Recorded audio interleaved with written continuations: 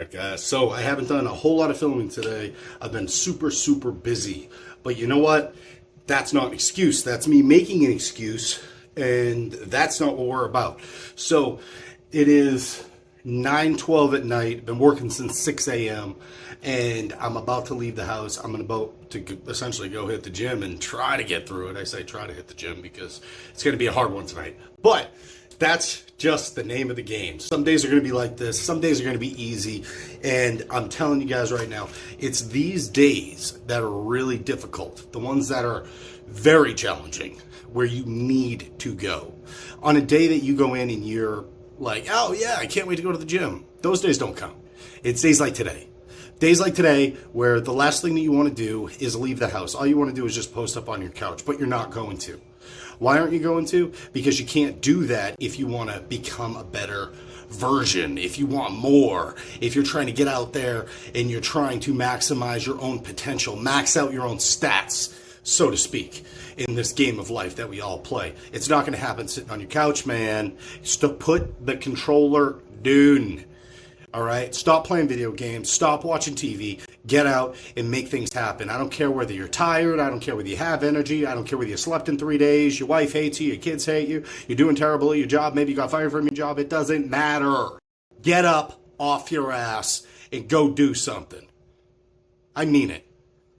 Don't sit there and make excuses for yourself. Don't say you're tired. Don't say I'm hurt. Don't say I'm sick. Listen, I've been in the gym with a broken leg. I've been in the gym with pneumonia. I've been in the gym right after a 12-hour day where I lost my job. I've been in the gym after getting into a fight with my girl. I've been in the gym after I lost my entire life. And it doesn't matter. You keep going. You keep persevering. You keep doing everything that it takes day in and day out. And I promise, success is inevitable. The more attempts that you put towards something, the further and further you get away from failure, the closer and closer you get to success because you figured out what works, what didn't, and you pivot your approach accordingly. Don't sit there in a state of insanity, trying the same thing, whining about your life, whining about the fact that you don't like your situation when you never actually took anything and had the perspicacity to actually go out and take it. Having said all that, let's go to the gym.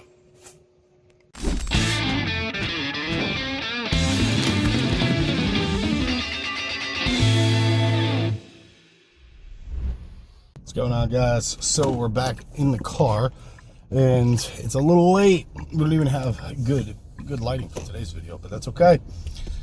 Got a lot of noise, but it doesn't matter. The fact of the matter is that we're getting in there, we're getting after it, and unfortunately there was an incident yesterday where my microphone was compromised. Not too thrilled about it, but I can't be mad because it was the owner's son. He's like 3. He came in and just blew down my tripod, broke my mic, so I got a new one coming. So the overall audio quality is probably going to be a little lackluster for this one, but it's neither here nor there because we're going to get in there and we're going to try to do everything that we can tonight. It's going to be a pretty easy one. It's not going to be complicated.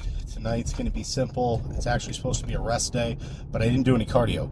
So because I didn't do any cardio, I'm going to go in, I'm going to train abs, and I'm going to do about 15 sets of abs, and I'm going to do cardio, which I could, in theory, do at my house.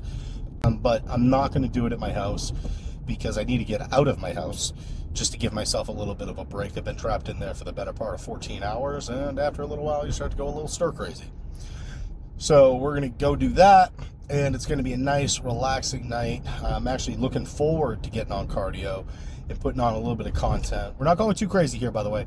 We're just going to do 30 minutes, get a good sweat going, nothing crazy, and that's pretty much it.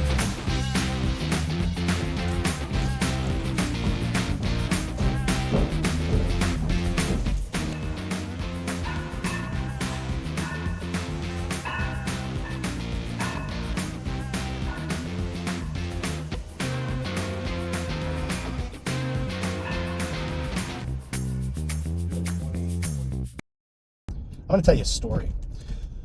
When I want to say this was probably about in the 7th grade, I was a participant in this alternative education program, mainly because I was an insubordinate kid and didn't listen or do what I was told.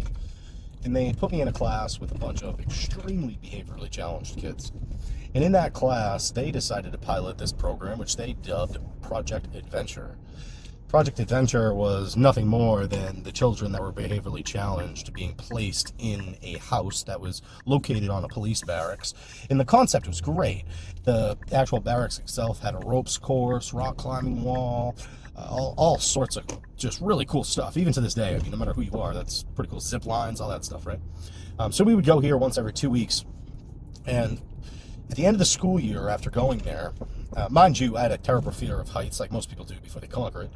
And it was certain things that I did, like climbing that rock wall all the way to the top, which seemed gigantic at the time. I can't even tell you how big it was, but it was far bigger than my little self. Even accomplishing that was challenging. Coming down was challenging. But the final thing that we did, I will never forget. The task was for 3 kids, one at a time, to climb to the top of a telephone pole, while being belayed, of course. And one by one, each of the kids went to the top of this telephone pole. And yours truly was the last one to climb up. When I climbed to the top, I didn't really realize the emotional impact that this was going to have on me. Now, mind you, this whole thing is taking place in front of a crowd of probably about 75 people, roughly, give or take, which especially, at that age is a high-pressure situation. And there's a lot of people out there that would find that still, even as an adult, a high-pressure situation. But that wasn't the problem. I can deal with pressure. When I got to the top of that telephone pole, I couldn't bring myself to climb to the actual top. I clung to the top of that telephone pole like a koala bear. I couldn't do it. I have tears pouring down my face. Tears pouring down my face because my body would not let me do it.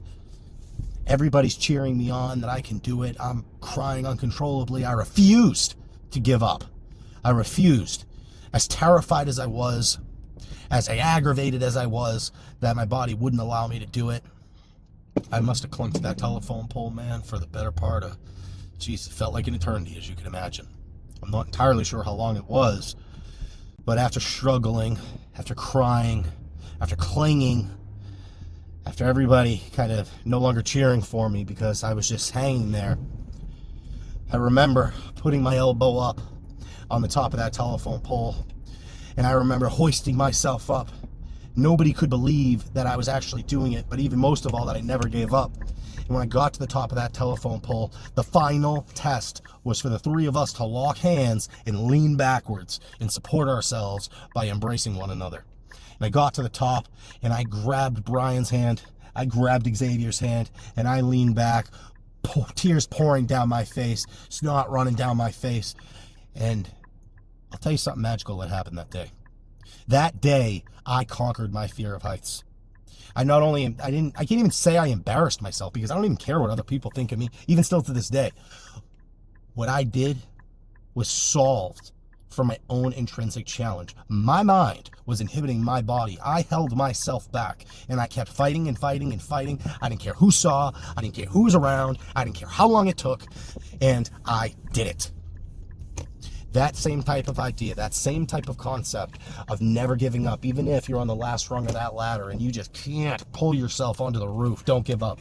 Keep going. Cling as long as you need to, because it's a matter of time before you can develop the endurance and the desire to where it burns so deep inside of you that you're willing to do whatever it takes. You'll go through blood, fire, brimstone. It doesn't matter whether it's a pole you're trying to climb, whether it's trying to start a business, whether it's trying to change your body, or even go after that girl that you've always wanted to be with. It's all in your head. So do not undermine yourself, and most importantly, don't disqualify yourself from anything that you want to go after. Haven't said all that, boys and girls.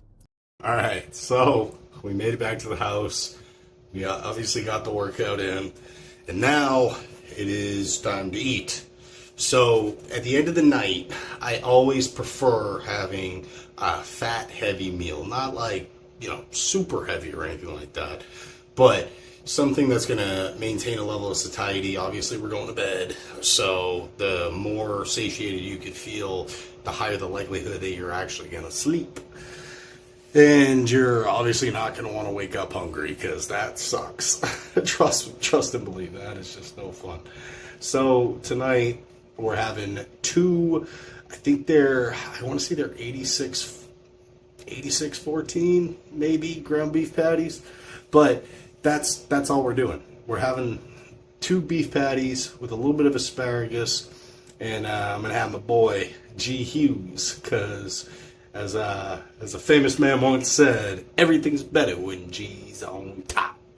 All right, so that's what we're going to do. Let me bring you along for the ride, okay?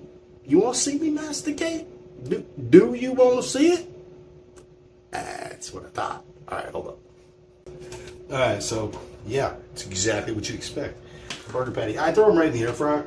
I just don't want to deal with it, and it buys me a little bit of time to jump in the old share. Let me break the news for you folks, okay? The reason that GLP-1 agonist drugs work upon the body is because they provide you with satiety. They slow down your digestive system, okay? And if you slow down your digestive system, what inherently happens is ghrelin, which is the hunger hormone, is suppressed. Your ability to get essentially full faster increases because of that slowed digestive system. So it's not that there's anything magical about any of these GLP-1s. It's just the simple fact that they're making you feel full, they're keeping you full, and in turn, you eat less. So you're still obeying the laws of thermodynamics. That's my boy right there. Check it out. Sweet chili. God damn it. So any of these GLP-1 agonist type drugs, they're all doing the exact same thing. All right, they're slowing your digestion. Where people go wrong is not focusing on their macronutrient profile. I also talked about this in a previous video, is that your weight is dictated by caloric consumption. Your overall composition is a combination of that coupled with macronutrient distribution. So what does that mean in plain English? That means that if you don't eat adequate protein and your predominant fuel sources are coming from carbs and fats, you yourself are going to look like someone that eats carbs and fats. You're going to lose a ton of muscle. You might get a little flabby, a little bit of that skinny fat type look, right? You don't want that. Even if you're on one of these GLP-1s, you want to make sure that the way that you're eating is intelligent. So don't sit there and think that, oh, I'm just going to take this drug and I'm going to lose weight and I'm going to look like $1 million. No. You're probably going to lose weight. You're probably going to lose a lot of muscle if you don't know anything about nutrition. So, up to you. But, check this puppy out. You ever seen this before? Tropical 7-Up. Yo, I never seen that shit. Maybe you have. I don't know. Maybe I just haven't. Who knows? I do live under a rock under the sea, so who knows? Now, imagine if you extrapolate that caloric density over the course of an entire day. Forget about it. You could undo a week, 2 weeks of progress. And I know I've said it a million times. Stop wasting time. You see this tattoo right here? All right. Let me explain this. Okay? There is a knife going into a clock, okay? That's symbolic of literally killing time, crushing time. Make time your bitch.